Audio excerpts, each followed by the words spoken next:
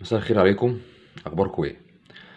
النهارده ان شاء الله هنشرح ريموت تكييف، ازاي نشغله في الصيف وازاي نشغله في الشتاء، ونعرف كل الاوامر اللي في الريموت. طيب، النهارده ان شاء الله هنشرح مع بعض ريموت يونون اير. الاوامر يا جماعه بتاعت الريموت كلها واحده، تمام، باختلاف بس ممكن بعض الرموز. طيب، نبدا هنا. اول حاجه بسم الله. هنا عندي الزرار ده البرتقاني ده الباور، بشغل منه الجهاز وبقفل منه الجهاز، تمام. بعدها هنا الزرارين دي درجات الحرارة، ان انا بقلل منها الحرارة بتاعتي وبزود منها الحرارة. كده يبقى قلنا الاون والاوف، وده درجات الحرارة، بعلي منها الدرجة وبوطي منها الدرجة. نيجي بقى للمجموعة اللي تحت.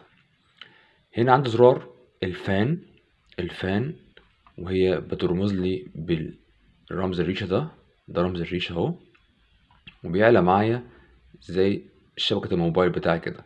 دي درجات سرعات المروحة. طيب أنا مثلا أفترض إن الجهاز عندي السرعة بتاعته عالية، أنا عايزها بطيئة شوية، بروح دايس على زرار الفان ده أهو، كده أوتوماتيك. لأ، أنا عايزه على درجة سرعة هواء ثابتة. طيب أبدأ أدوس 1، دي كده أول سرعة معايا أهي. دي كده أول سرعة، زي ما تكون بتشغل المروحة بتاعتك بتاعت السقف أو المروحة الستاند على سرعة 1. بالتالي الجهاز بتاعك هيطلع معاك سرعة البلور الهواء بسرعة منخفضة. طيب أنا عايز الهواء أسرع شوية، أدوس عليه كمان مرة، أصبح السرعة علت معايا فوق أهي. كده رقم السرعة رقم 2 اللي هي الميديوم، تمام، اللي هي متوسطة. طيب أنا عايز برضو السرعة تبقى أعلى أكتر، هدوس على تاني الفان، هيزود معايا أقصى درجة في المروحة، تمام. طيب كده عرفت سرعة المروحة بتاعتي بتحكم فيها ازاي. طيب أنا دلوقتي مثلا في فصل الشتاء، فازاي أشغل الريموت بتاعي في الشتاء؟ تمام، في حالة لو الجهاز بتاعي بارد ساخن. طيب اسمه زرار المود هنا، مود اهو، ده اللي بتحكم منه في تحويل الجهاز بالتركيب بتاعي من بارد او ساخن او يشتغل مروحة فقط لا غير. تعالوا مع بعض نعرف ازاي.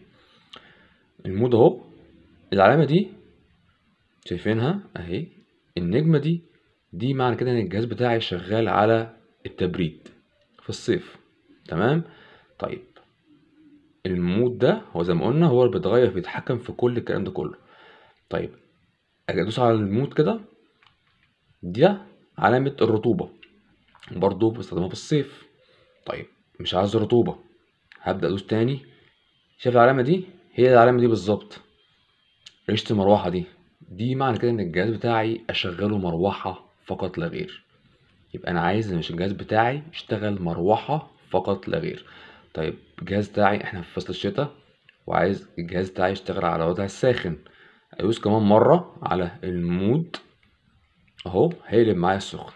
دي علامة السخن في الجهاز اليونين اير.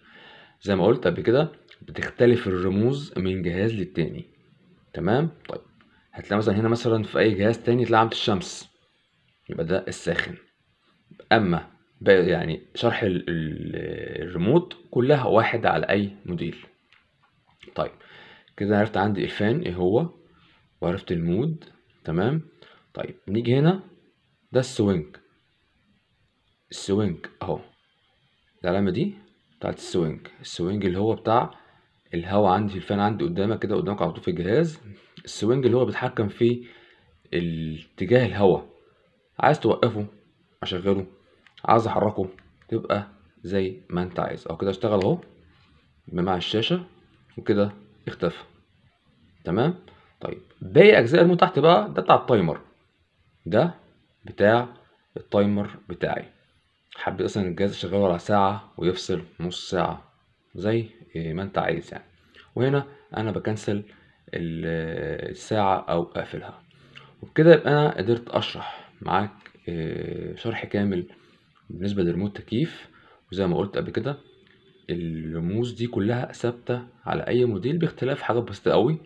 بس زي ما شرحت لك اهم شيء زر الباور، تمبريشر درجة الحرارة بتاعتي، زر الفان، والمود، والسوينج بتاعي. وبكده انا قدرت اشرح كل ما يخص الريموت كنترول. لو في اي سؤال اكتبوا في الكومنتات. لو عجب الفيديو والمحتوى اللي بقدمه متنسانيش في المتابعة والاشتراك واللايك. السلام عليكم.